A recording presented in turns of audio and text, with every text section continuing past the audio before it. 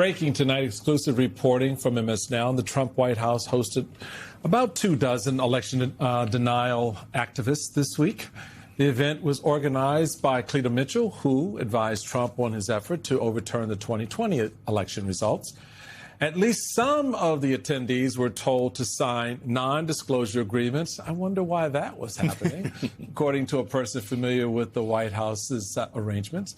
The White House is downplaying the meeting, saying, quote, the White House regularly holds calls with stakeholders and other interested parties on a variety of policy matters. Gobbledygook, gobbledygook, gobbledygook. Joining us now is Vaughn Hilliard, MS Now senior White House correspondent, and the man who broke that news, who had to source through that gobbledygook.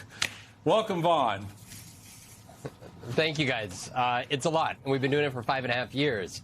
And look, as part of this here, when we're talking about conspiracy theorists as it pertains to the 2020 election, you guys know this. Probably everybody listening and your own families, your own neighbors, there are folks that believe a great many of these things. They've heard a great many of these things from a lot of the folks that, for example, were at this White House briefing on Monday, among those 24. And so tonight, the President of the United States, on our team's reporting, we are told that in deliberations, there are a great number of past kind of conspiracy theories related to China, related to Venezuela, the idea that Smartmatic and Dominion were using code that was stemming from 20 years ago when 3 Venezuelan nationals first started Smartmatic, and that it was all in an effort to ultimately someday rig U.S. presidential elections. We don't know exactly what the president is going to say tonight, but from our reporting, we are told by multiple sources that the president is prepared to take a significant step in telling the American public that foreign governments have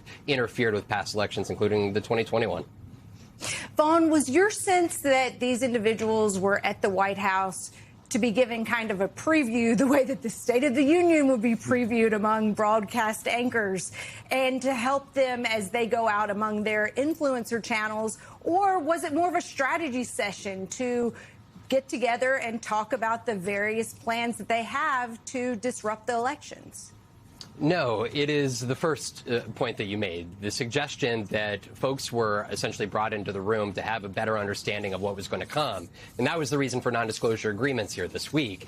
And yet what, in a recording that MS Now that we have obtained from one of those activists that was a part of that briefing, they went and told supporters of their local group in Pennsylvania that the material that they were briefed on had already been all public. And a large part of that had been made public previously from documents that had been brought to the attention by this guy, John Solomon. He used to be a conservative journalist. He actually joined the White House 1 month ago as a special government employee, tasked with, along with Acting Director of National Intelligence, Bill Pulte, to essentially go through raw material and tell the president what they wanted to declassify.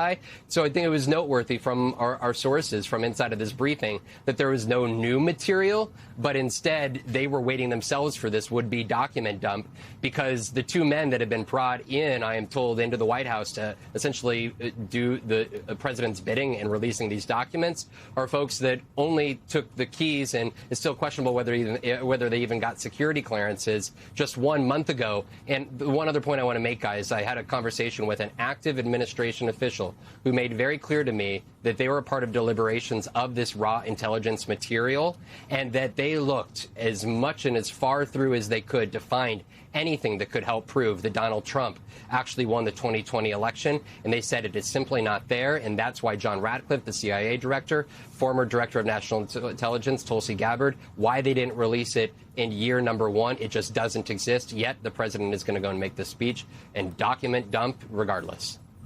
Yeah, and straight up lie. And I think that was a really smart point by Elise. There was a time when presidents giving a big speech, they would have a preview with people like Tom Brokaw and Gwen Ifill and Tony Snow and Bob Schieffer, real serious journalists. And now they brief people who have cameras in their basements spewing out conspiracy theories that are complete and total lies.